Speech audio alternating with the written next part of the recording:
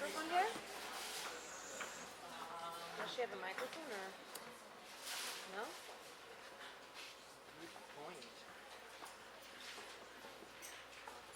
Okay, we don't need a microphone. Does everybody hear me? Okay, so my name is Lydia. I'm a new professor. I'm here to introduce today Rosalyne Shieh, who is, it's a great pleasure to introduce Rosalyne because I know her from Princeton, the old days. So she's an esteemed colleague and a friend, where we share a lot more than just the work. Coffee breaks at 3 a.m. in the morning at moments of desperation when she was doing her thesis work. But I'm going to tell you just a little bit and just hand the panel in to Rosalie, who is an assistant professor at Michigan School of Architecture, where she was the Fellow of Architecture in 2009-2010. She is the partner of SCHAUM and Shieh architects. Their projects are experimenting on techniques of representation, which are blown in scale to investigate forms of urban design and city design. And their work most recently appeared in the Venice Biennial in 2012 with an incredible installation. Rosalie has a Bachelor of Architecture from the University of California at UC Berkeley, a Master of Architecture from Princeton, and a Master of Science in History and Theory from the Bartlett. I'm very happy to introduce her as an esteemed colleague and friend. Please welcome Rosalyne Shieh.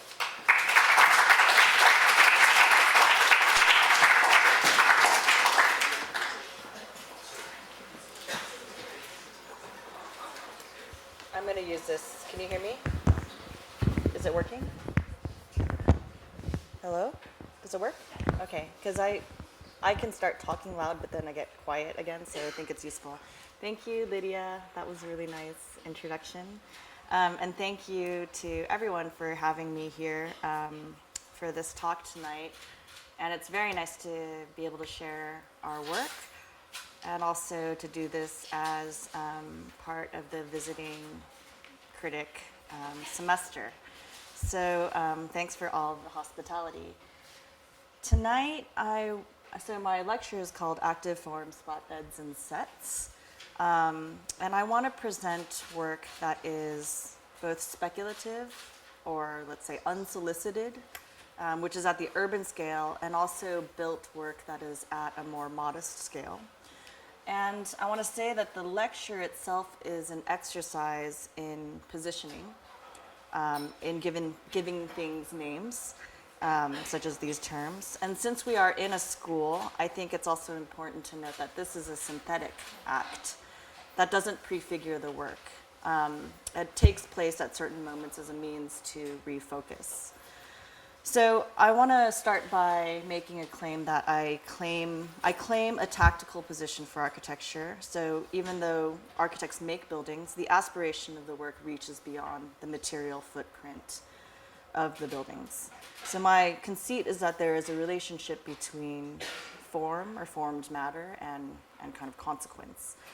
And I think this is related to the conversation within the discipline around the term performance and performative architecture, which you guys are all aware of. And I think that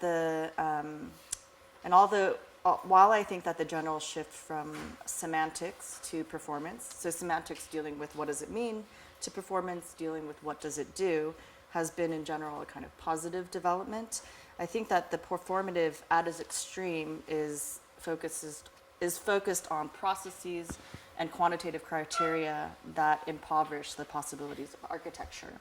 So, in place of this, I want to define a relationship between formed matter, and a radically inclusive notion of function that can include questions of aesthetics, representation, and I want to call these active forms. And so I'm kind of trying to define this term active forms. My students in the audience have heard me talk about active forms. And I have 3 concepts that I want to use to organize the ideas in my practice that I share with SCHAUM, who is Troy SCHAUM, and that's active forms, flatbeds, and sets. So let me just define them. An active form supports or engages a specific relationship between form and an expanded notion of function. So the comportment, the disposition of material, the character, and the shape are related to this radically inclusive definition of function. And it is as much a kind of performative device as it is a kind of perceptual device, as is the example here of the observatories in Jaipur. They can be programmatic, infrastructural, environmental, or atmospheric. They can also be representational. But beyond simply performing or enabling, the form asserts itself. Active forms are iconic. They both signify function through a formal gesture or flair, as well as make things physically or materially possible. So the second idea, flatbeds, it's an idea about representation and technique, and also about horizontality. So Leo Steinberg, the art historian and critic, defines the flatbed as the horizontal surface of Robert Rauschenberg's combines, which are distinct from the illusionistic transcendental space of the vertical canvas, right? So now the flatbed, like a table, is a kind of site of exchange. It's a descriptive representation as well as a repository for information. And I'd like to also invoke Michel Foucault's description of the table as where language intersects space. And so this notion of kind of the horizontality and the kind of site of exchange, but also the point at which the word intersects with spatial relationships is important.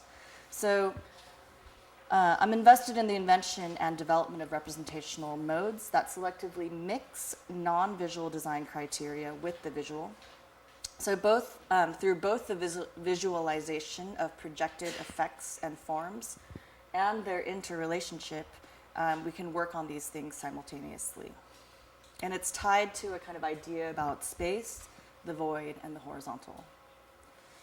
And then finally, the third term, sets, is an idea about aesthetics, organization, and tectonics. So architecture is made up of parts, always, and I'm interested in how those parts are constituted and how they come together. Parts, I think, can refer to the material, in which case we're talking about a tectonic, or it can relate to matter and form, in which case I think we're talking about, we could be talking about composition, for instance. And understanding the difference between these notions and then other possible ways of thinking about that. Also interested in how that matter is combined with space and in space. So sets are comprised of differentiated forms. The part is not in service of the whole, nor is it simply one thing after another, to quote Donald Judd. But where the parts are individual and the whole is also an individual thing. And we're interested in a kind of low resolution. So to recap, the active form is a kind of ambition. The flatbeds have to do with technique, representation, and horizontality. And the sets are our way of trying to move beyond composition, rethink or think beyond part to whole relationships, and work on an integration of space and matter. So the first project, this is a competition that we did with Albert Pope. You might know him. He wrote the book Ladders. It was a large and complex program that included retail, urban life, museum, pop music offices, performance in terms of like concerts. And there was a kind of attitude about the remediation of this kind of old industrial port. So this is in Kaohsiung, Taiwan, in the south of Taiwan. You can see here that the port is actually at the end of what's called the Love River, and it opens out onto the port of Kaohsiung, and then that opens out onto the ocean. There are these train tracks that run across the site. It's a very large site. You can see the shipping vessel at the bottom there for scale. So within this expansive horizontality, what we try to do is to define a set of forms that can command the space, as well as define a kind of icon. And there's a kind of vastness of this singular void, and the problem of how to make a place in this site was a kind of different problem from the iconicity of a vertical city. And so we had this notion of a kind of horizontal iconicity that was organized around the kind of singular space of the water, so that the water itself became a kind of focus. So it's a problem dominated by space, which I think is something that you don't always deal with in a condition of horizontality. So it is in our notion, a kind of flatbed condition. So here it's operating, this is a model of it, it's operating at 3 scales, which is another complexity, at the scale of landscape, at the scale of urbanism, and at the scale of architecture. So here's a plan of the scheme as we proposed it. You can see that it's kind of it's a landscape scheme that kind of frames the port that's punctuated by a series of kind of episodic buildings.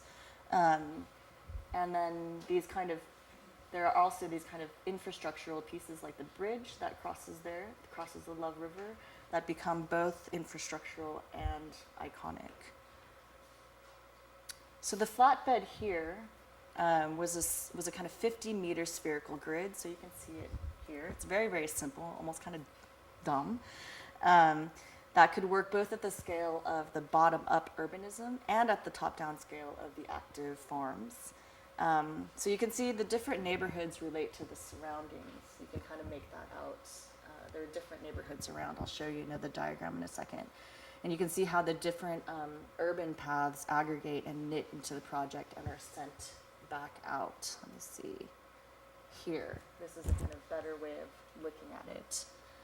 Let me move back.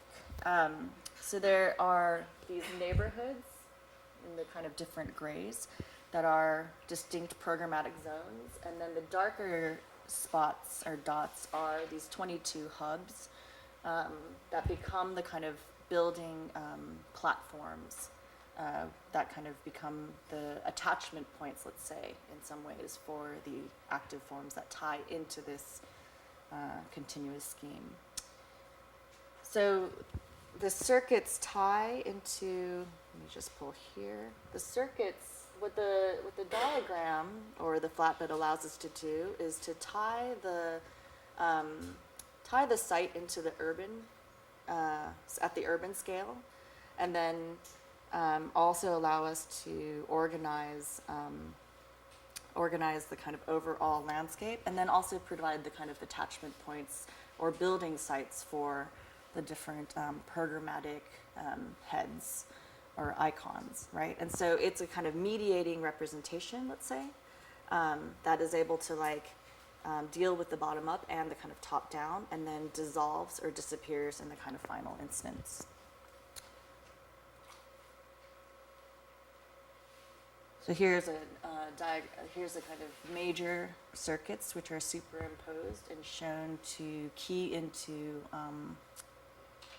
the neighborhoods around.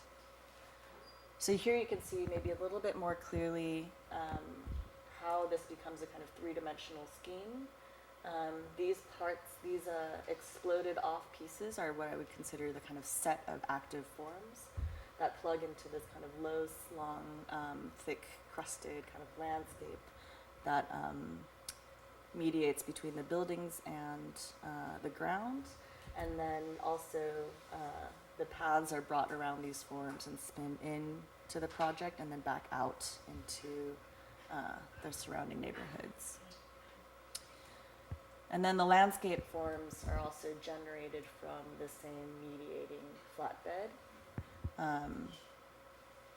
and forms a kind of softening of the hard edge over by, you can see the bottom there, which is the estuary. So here's the one example of the active form, which is the bridge that I talked about, the bridge building. It doesn't exist as a kind of isolated object within the kind of larger system, but it exists as a kind of isolated object in terms of it as an icon. So it forms a connection, but it also marks a boundary and also is a kind of identifiable object. So here's a view of the overall project from the western edge. With the spherical grid, we were able to integrate across a varied and heterogeneous mix of landscape, buildings, and ecologies, and kind of could always come back to this kind of flatbed diagram. So here you see the estuary and the beach, and the water plaza, as you called it, the buildings, and then the landforms, and then the city of Kaohsiung in the distance. So there's a logic that ties them together, but the individual units become kind of distinct in their identity. And the forms actively are linked to program and landscape simultaneously, and become kind of episodic within the kind of larger and broader field of the project. And so you can see here the set of the 4 theaters, which forms a performance complex, and that outdoor space becomes an activated center, which is a kind of charged and reflective surface. We were kind of thinking about that as a second sky to the project. So in sum, it was a kind of idea of a kind of continuous urbanism, but a distinct episodic architecture. This next project is called Sponge Urbanism, and it's a project that we did in Detroit. It was a completely unsolicited proposition, an urban proposition that I like to call a minor plan, in contrast to a master plan. And it's an attempt to propose a bottom-up urbanism. So if you think about the serial voiding of the city as being a characteristic of Detroit's urbanism rather than a problem in Detroit, it requires a way of representing open space that doesn't treat it as being empty or a void, right? So if we study if we look at some examples through the history of representation and urbanism, we look at from the figure ground of the Noli plan on the left there, and then an example of Mies's figured field. We might suggest that the invention of a representation is a means to visualize an organization that can include kind of multiple logics beyond solid and void. And so it's a kind of way of inventing a new way of thinking about space by inventing a new way of representing that space and understanding it as active, even though it is, by some definitions, not filled with matter. So you can see here, this is the neighborhood that we are working in. It's on the northeast side of Detroit, and here is an empty lot of a house that is no longer there. A lot of people think about Detroit as a kind of shrinking city. Efforts are made to use managed demolition as a way to so-called right-size it.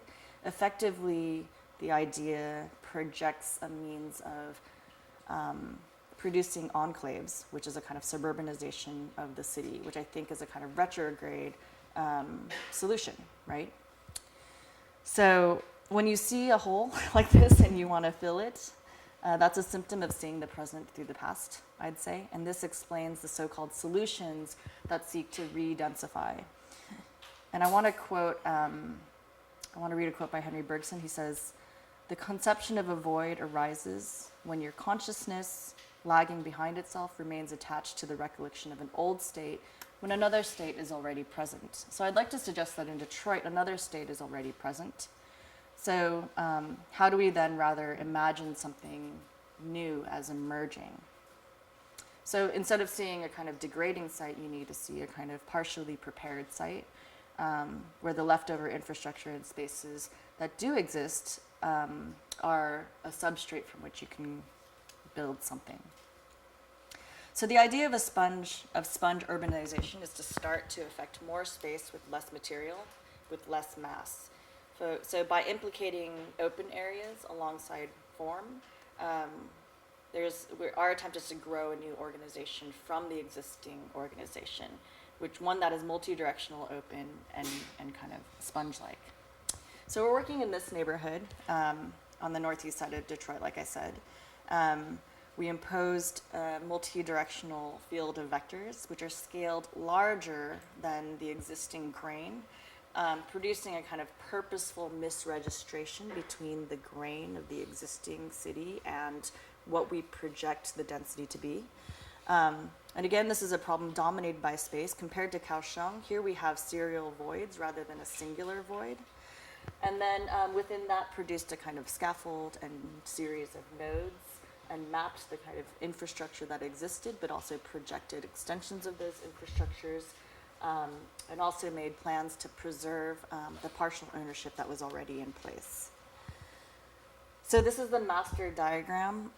It is working indexically as well as symbolically, and it includes both existing and projected criteria all in one drawing. And this gave us the means to direct the placement of kind of active forms within this spatialized criteria. So this catalog of active forms produces kind of typological formal interventions that include sleeves, which I'll show you an example of built version of, sleeves, mounds, sheds, and towers. The important thing was that these always tied into something larger than themselves, so either they plugged into existing infrastructures or they commanded a kind of space around them, or they were an intervention on an existing structure. And so the sleeves on the right side here is a prototype from which one of our projects grows. So the flatbed is operative, but it also is a means to visualize. So this is a plan that we did, and we invented this kind of view that is both a kind of far away, almost flat perspective, but allowed us to selectively section cut through the buildings to visualize what we're calling the elements of the sponge, such that we could produce the representation that allowed us to recognize whether the sponge was actually in place, even though it is different from what you would actually see. You would actually, going there, never see this kind of sponge-like organization. And then actively trying to use the representation, not in a kind of illusionistic way, but also framing space rather than framing objects, and a kind of producing a kind of even rendering across the surfaces, the spaces, and the activities to kind of understand how this would kind of evenly activate the space, even though it was really kind of small moments that we were injecting, I'd say. So these perspectives are as much a means to kind of test the distribution as they are a means to demonstrate. So you can see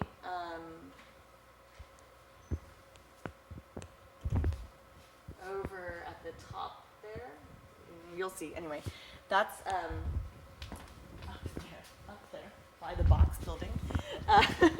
That's 13178 Moran Street, and that was a prototype. So it's right here. This is the house in reality, 13178 Moran Street here. This is the house when we bought it. So I worked with 4 other colleagues at the University of Michigan. We purchased this house for $500. That's probably not like really that stunning to you guys in Syracuse. You might have similar opportunities, but when I say that in other places, people can't believe it. We bought it from tax auction, and we got it for $500. We just had to pay the kind of back taxes. So you can see here the house next door is fire damaged. So here's a section of the project that Troy and I did for this house. It's basically a kind of diagonal room that's stepped that connects the short face from the roof. Here you can see it in the plan, and it opens out. So we anticipate the removal of that fire-damaged house next door, and imagine that this is a kind of diagonal room that opens out onto this new space. So it's a way of providing or producing a new axis within what is very frontal in the kind of Detroit platting. All the houses face the streets. So as houses disappear, there's an idea that there's a transformation that is made to the house that will actually turn the focus inward and into the mid-block and start to use some of these interior alleys. So you see the idea is to produce this kind of new face on the broad side of the building, and the form of the project seeks to kind of produce a space for a non-domestic program. So something like a kind of gathering space or looking out onto another space that might become a kind of theater or screening area. So you can see also within the house, the whole thing becomes lit and becomes a kind of day-lit kind of lamp. So it cuts through the space like that. And you can see the bubble out there, where if you sit at the top, you can actually move your head beyond the plane of the roof and get kind of different views of the neighborhood. So here's a view of the side. And that's a view inside the bubble. You can see how it actually cuts through and goes from the attic all the way down and opens out onto the side of the house. So, like I said, this original project was actually done with 4 other practices. So there are 5 in the 5 fellows at Michigan at the time. And 2 years later, we were contacted by David Chipperfield's office to reconceive of this project at the Venice Biennale, at the 2012 Venice Biennale. So this is the kind of analogous space of what we did in Venice. And I think it's a different problem because at Detroit, we were, like I said, totally self-starting, and we were making it for a kind of imagined public. We were imagining this is a kind of neighborhood where a lot of artists were involved in kind of actively working in that neighborhood as a means of producing kind of neighborhood security. So producing presence in that neighborhood and care is a way of deterring crime and other things. So this is a different problem at the Biennale because now we're actually in a space where it's an exhibition and it's meant to reach a kind of, there's a kind of didactic onus, I think, that is placed onto the project. So it was we think about this one as an exhibition and not so much as the other one, I think, is really much more kind of like it's like a renovation or an addition to a house. So this is it reconceived as a freestanding object. And as you can see, there's a plan on the ground there, which is a kind of didactic way of representing the past, which is the kind of the idea of the single family house as a domestic space. And then the idea is that these installations on top of the plan represent a kind of possibility for a non-domestic future for the housing stock in Detroit. So we thought about this as a kind of independent structure, and we developed this notion of sets. So you can see here, it's actually one object made out of 21 panels that are bolted together. Here, you can see here it in the context with some of the other projects. So each of these panels is kind of thought about as a kind of structurally insulated panel, although it's not conceived of as a weather barrier necessarily. But it's constructed much like a kind of surfboard. So there is formed foam, which then is covered with fiberglass and epoxy, which we all did all ourselves. And the scale of the whole project was meant to approximate the kind of scale of a small building. And the pieces were also meant to to be kind of low resolution, again, like I was talking about the low resolution.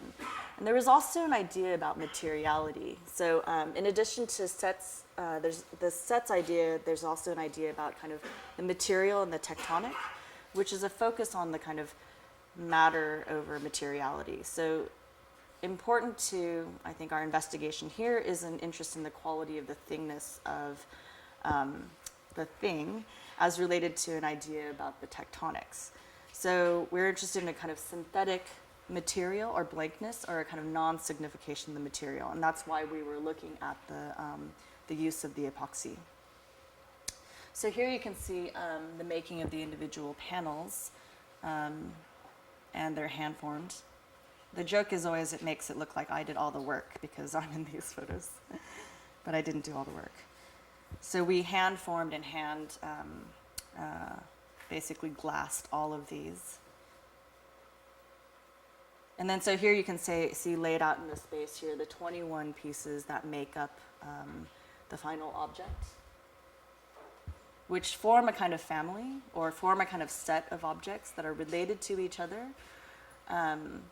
but are all individually distinct. So it was a constructional idea more than just a kind of compositional idea. Part of this is spurred by, part of our interest in sets is kind of fueled by the promise of a kind of infinite smoothness that digital paradigms, or the digital, I guess, which is very present at Michigan anyway, spurs us to think about how we can drop the resolution enough that actually you can start to play at this kind of spot between the infinitely smooth and the kind of low resolution. So in this case, we're looking at kind of trying to play the part as a kind of individual thing, as well as the kind of whole as a kind of individual thing. So we're looking at a kind of alternative to the paradigm of the multiple unique part producing a kind of smoothness. And we're looking at it through the constructability, in this case, the kind of idea that it's not just compositional, but actually these pieces are actually constructionally distinct from each other and actually constructionally sound. So this is actually how it was displayed within this kind of shell of the ghost of the house.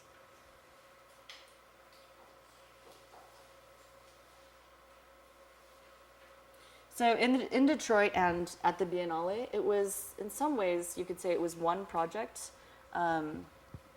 yet also 3 distinct iterations over the course of 3 years. And I think that maybe this is relevant to another school that's in the Rust Belt. It was really important to us that the work on Detroit didn't need to be about Detroit, but could be for Detroit, and to think about what the possibilities were, given the material conditions of the place. And so in this kind of one project in 3 parts, we were lucky to kind of span the institutional and then also work collaboratively, and then also deal with a kind of select architectural audience of the Biennale. Which allowed us to kind of engage in a conversation with different audiences. And so far, the work as speculative has been able to assume an audience, and I think that's a kind of privilege, and we've been very lucky in that way. So we've been able to take something that was a kind of singularity of the Detroit work and make it a kind of also a kind of more global problem, because I think it's also a condition that is in Detroit and very important to Detroit, but it also is a conversation I think that needs to kind of happen elsewhere. So this has been a kind of means to participate in a kind of larger conversation, and to kind of take the kind of Detroit work and span between the kind of local and the global. Our more recent work is more traditionally client-based, and that's kind of very exciting as well. We have a house and some renovation work for the Judd Foundation, which is very exciting, but I think this kind of moment of being able to move from unsolicited work into a kind of soft solicitation of the Biennale has been very advantageous for us in terms of producing a kind of extended period of positioning our work and kind of trying to think through some of these, the issues of how we want to proceed. So while we're eager for the transition in scale and client, the opportunities are somehow greater but more restrained. So I'll stop there and answer any questions.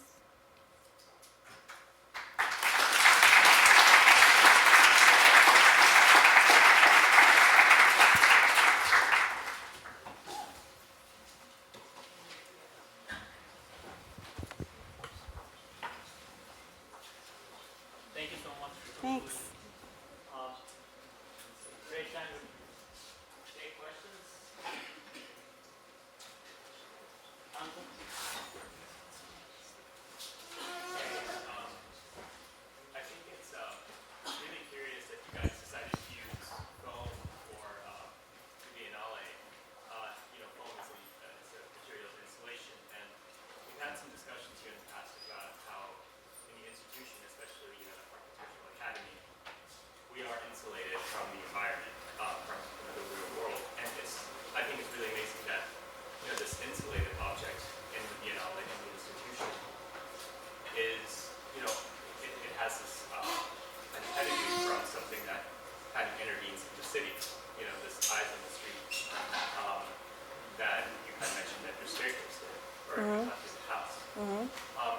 you envisage, especially being around many academies and being in the cities, and especially in Syracuse and particularly the Rust Belt as well, how do you envisage us, doing our great work that we do here, but really kind of going back into the city and making the work, actually do something? Because, you say that the difference is between meaning and doing, between semantics and performance. So I think that the criticism can go towards architecture schools that oftentimes are still looking for the meaning. Or when it comes to performance, do you think that part of the argument is that it has to be outside the academy and it has to be the academy placed once again in its context? It's a really complicated, long question. I mean, not in a bad way, but there's so many, you make so many kind of connections in that way. But first of all, I would say I don't think you're in the academy versus in the city. That's one thing. I'm always in the city. I'm always part of society. I don't see myself as I don't see this world as being distinct from another world. And I think maybe that's I need to comfort myself with that, because I think as an architect, how can I not see myself as part of the world, right? So I think that's something to consider, is you are not part of something if you see yourself as not being a part of it, But, so I think that would be my response to the insulation question. I don't see myself as insulated. And I think you're not defined by your membership, necessarily, but by so many different things that you do. So personally, I think that the way in which I maintain my presence in the city is that practices, certain modes of traditional practice are very important to me. And not traditional, when I say traditional, I mean, I guess professional practice, in that I am engaging and I don't know what works, because it's not like I have discovered that this is the formula that works. I need to do half practice and half academia and half whatever, right? But I think that engaging in different types of exchange, as much as abstract as that sounds, so whether you're in conversation with colleagues or students or working with clients, you have different types of agency in the way in which you choose to engage, right? And so I guess one thing is to change the way you're thinking about it, is not to see yourself as bracketed off.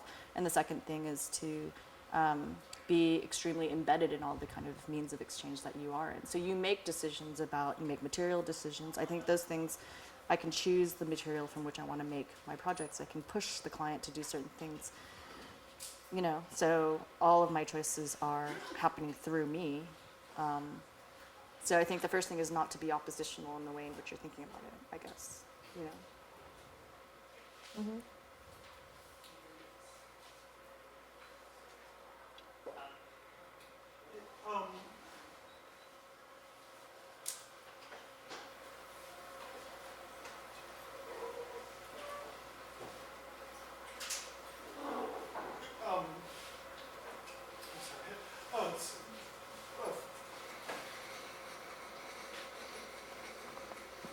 First of all, super good work.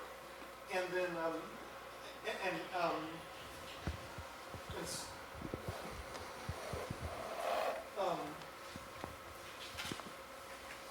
interesting, I think, important, how you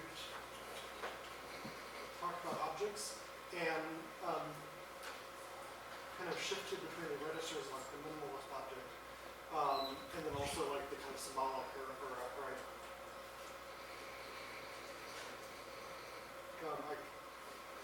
chronic object.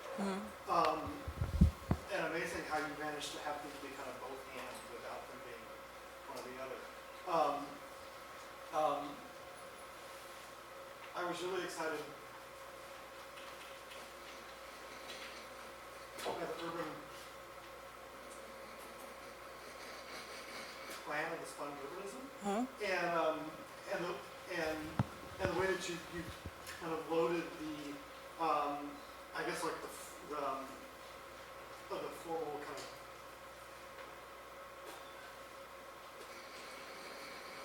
patterning approach with significance by saying that it's an alternative to the kind of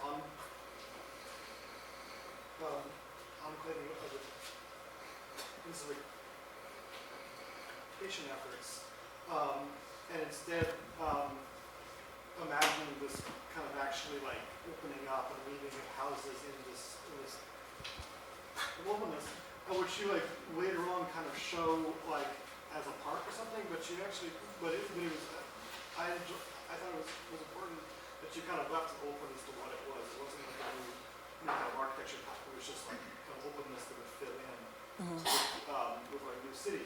But then when you went to the objects, they had identities as like wind towers and greenhouses and innocent things, but then weren't really designed as you would do like a movie theater or something like that. So, Right. like, how do you decide when something is just a thing that implies this kind of unknown openness, and when do you design like a cinema that works like a cinema, Yeah, I mean, I think that's a good question, and it exposes my interest in typology, I think. Because I think that, for instance, what's a good example? For me, like, I talk about observatories, but I'm not literally talking about observatories. I'm talking about the architectural typology of the observatory. Even though I showed Jaipur, which is literally an observatory, but I kind of think that also something like Casa Malaparte is a kind of observatory. It's a typological, it's an architectural observatory, functionally something else, right? So I think that distinction is important. And so those typologies, huh? No, it's something that I taught a studio on typology, and I wanted to disconnect the relationship I want to disconnect architectural typologies, which operate a certain way in space and perceptually, versus programmatic typologies. And I think it's a very fundamental distinction that I think, if you say it, it makes a lot of sense, right? And so you could say that something like the Toledo Glass Pavilion is a museum, or it's a pavilion because architecturally it's a pavilion. I think it produces a kind of, or if I were to say why I thought it was a pavilion is because it produces a relationship between, like it produces a kind of, well, first of all, it's exemplar of a certain thing, a certain kind of building idea about building, but it also produces a kind of intensification of that locale, which collects the site in a certain way, which for me is a kind of pavilion, right? Architecturally speaking, but not programmatically speaking, right? Or not functionally speaking. And I think so I'm invested in architecture doing certain things as architecture, and then I think they should do things other than that too. But what I'm trying to do in the sponge urbanism one with the typological interventions is that those objects all specifically are organized or are designed for a certain kind of performative thing, right? And then that issue of what's performative is very broad. So it might be performative in terms of providing kind of viewing onto a platform, right? Like a theater is something where people sit in a certain way and they look in one direction, right? You can use it as a theater, you can use it, you can just play on it, whatever, right? But it's architecturally like so it produces some sort of spatial relationship. A cistern is something that gathers something from the sky and then brings it and taps it very directly into a water line, right? And so there's always a line of force that moves through the typological insertion, that thing, right? And so there is a kind of looseness in its form, but we kind of designed the series to have kind of some iconicity that's related to how they're working. Does that address the same thing? Kind of, yeah. Hi, Rosalyne. I had a question about the Detroit project as well, which is a fascinating example of what of an alternative way to consider a kind of corpse that's been overworked in many ways already. But this seems real fresh. And I'm curious how you stage the process with 5 different people and how you arrived at a larger strategy? Or was that the starting place? Or was it? So you mean the house, the actual house project, right? Well, the whole project. Because we didn't do the plan with the group. The only thing is the house, and the only thing we did was buy the house. And so everybody else's project I didn't show. Okay. They're in other parts of the house where you can't see them.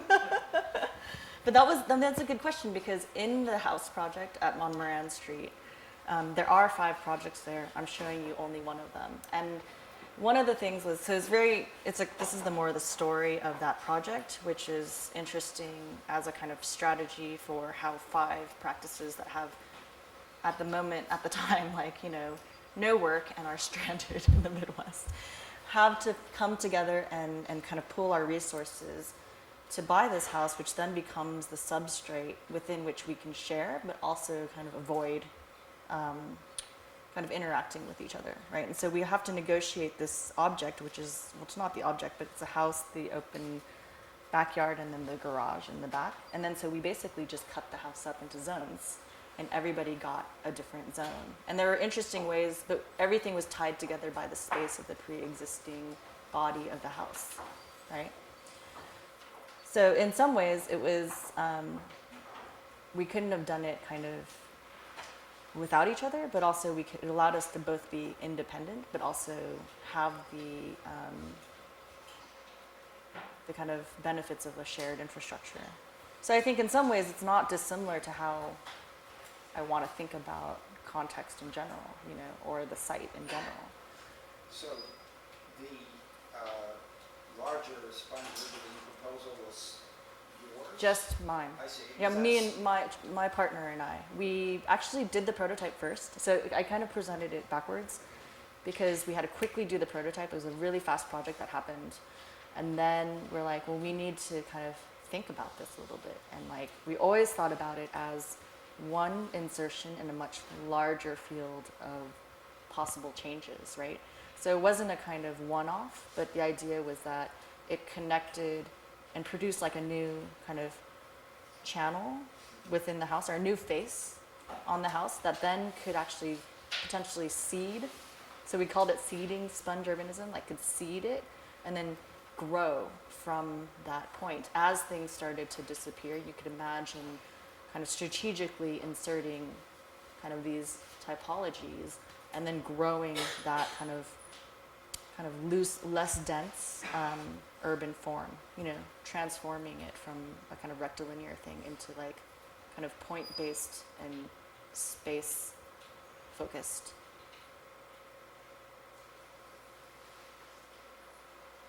Ralph, I'm curious if you would agree, given the story of the house and the Biennale, whether with Keller Easterling's use of active forms, she wrote this essay, Active Forms, 2 years ago, Fast Forward Urbanism, where she was trying to come up with a counterpoint for the politics of aesthetics to objective forms being the building as an object, versus active forms being, and she uses the word dissensus from Rancière, some participatory, instigative, hyperbolic, humorous thing, but it's not that we see it or its form that matters, but what it instigates, what activity it propagates. And in a way, while the 2 forms you showed us are similar in shape as the staircase, one an insertion, one an object, might it not be the case that to use Easterling's as an example, and I'm curious what your politics were in both projects, the active form might simply be the policy of Venice and the policy of Detroit to get people to activate a neighborhood that's otherwise dead by fostering projects. The Biennale is annual and brings a lot of people, and this, I assume, dead Detroit neighborhood isn't suddenly a house you and your friends lived in, but an art piece you chop up and basically make the neighborhood active. So I can understand the politics of those active forms, a la her explanation, but I was curious if you also saw yourself as participating in a political agenda just by doing it, rather than what shape it took or what tectonics it studied. Yeah, I think so, but I would say yes, but I don't, that tends to expand the problem for me in a way in which I can't actually get a grasp of, So I think, yes, I can recognize that, but I'm not operating at the level of organizing. I'm operating at the level of participating, right? But so I guess, yes, like by doing the project in Detroit, we instigated that project. But then it's not like it doesn't matter what we did, right? Like I didn't just make a chair and put it in space, or like buy some things and like put it in there. For me, actually, that is that opens up the possibility. That simple act is non-specific to. It's part of the architecture, but it's also not specific enough because I'm also interested in the possibility that the kind of material reorganization and the material insertion also brings about that interaction. You know what I mean? So I think that for me, those are two related things, but not continuous. So like I didn't organize the Biennale, but the decision to participate in it, yes. But then there's still the question of like, what is it that you're putting there? And that for me is where, so like, yeah, I make my decisions based on what those opportunities give me and what those politics are, and those are important issues to me. Because it's very difficult. You go to the Biennale, like you're actually going to be dealing with a relatively elite audience, right? So it's not like I'm going and like bringing knowledge to anybody who isn't already seeking it out, you know, or already seeking out something. So I don't think that I think some people might have more problems with actually participating in an institutional activity like that, which basically is exclusionary and actually very elitist, you know? So the politics are actually complicated. So doing it, but at the same time, like, we didn't do something where we made fun of the Biennale either. Like, we didn't necessarily take that as the topic, right? For me, like, the interest is in, like, the kind of making of what I'm considering as the form. So I'm really focused on the kind of material form, right? But I think I recognize all of those other things that you're talking about.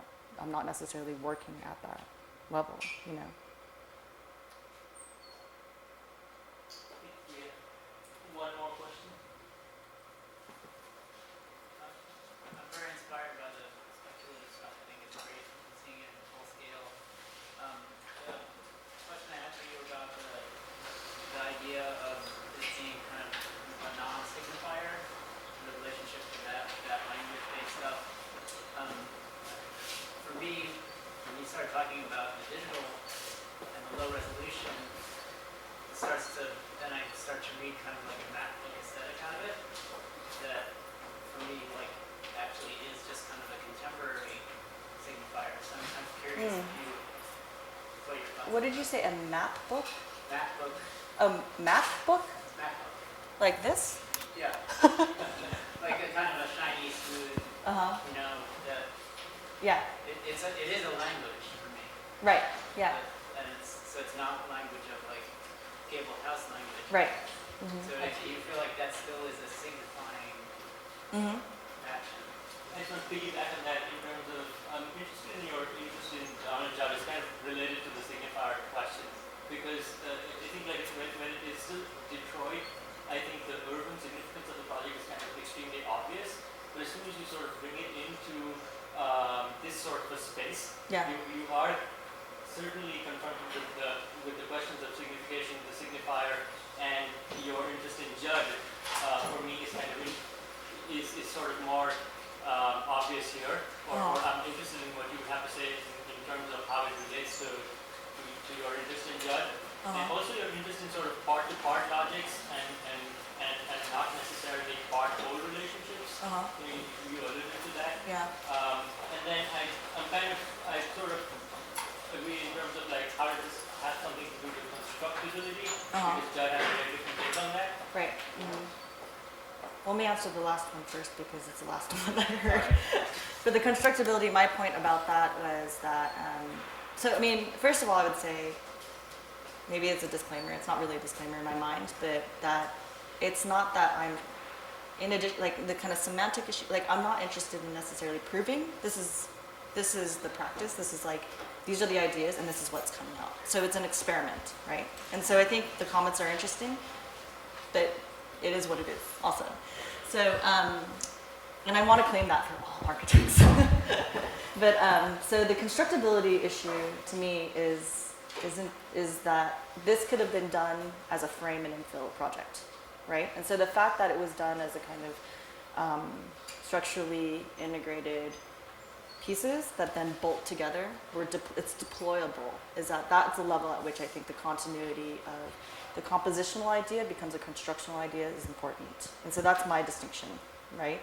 That we decided early on that it was not going to, we could have built this frame, we could have furred out the pieces, we could have done it like drywall, right? But the idea was to test something that actually could be freestanding and actually has a ballast in the bottom, and it sits on a foot, and it's calculated to be able to handle 600 pounds at its furthest cantilever. So the back is cantilevered out, right? So there's certain kinds of things that I think are of interest to us in terms of constructability, structural integrity, material research that we wanted to carry through with a certain kind of continuity. But I'm not saying that like that's the way to do it. That's how we chose the kind of path, and that to us grounds it in certain kinds of ideas about the building as a reality, not as a signifier, right? So that's why, because I think if we made it a compositional thing that was all about part to part, then I think it would be only symbolic, right? As like a compositional game that becomes neither part to whole nor part to part. You know, it's like then it's still part to part. yeah, it is. But I think like how do we carry that through in terms of the actual material reality and the tectonic and the constructability. So I think that's what distinguishes it from being only that. And we actually don't even care if it is that. If that part became illegible, it would be the least important thing, right? So I think that's a point I want to make, is that we are ambivalent to legibility. But we use representation as a means to test certain things. And at some point, if the representation becomes illegible, that's fine, right? The question about the MacBook aesthetic, which I think is a funny comment, actually, just because I never really thought about it, but yeah, I mean, maybe we're just so close to it. It's funny that you think you recognize it, right? And we were trying to make something, sometimes we're just trying to make something that we can't recognize. And then when you come along and tell us that you recognize, we're like, damn it, you know? But it's fine, because like in some ways, you don't see the moment in which you're in, right? And so for us, like we were trying to push, for us, like we still are talking about parts and wholes. We're not transcending that conversation. We're simply working at the kind of horizon of what we know as a way to produce, like, and then to change up the kind of criteria, right? So taking something that is a compositional idea and trying to think about it as a structural idea and trying to think about it as a material idea. And so I think that's an interesting comment. And now I look at it and I recognize it, but hopefully the next thing that we make won't look like this, you know? So, I mean, it's a kind of lame answer, I guess. But I appreciate the comment. Thank you so much. Thanks.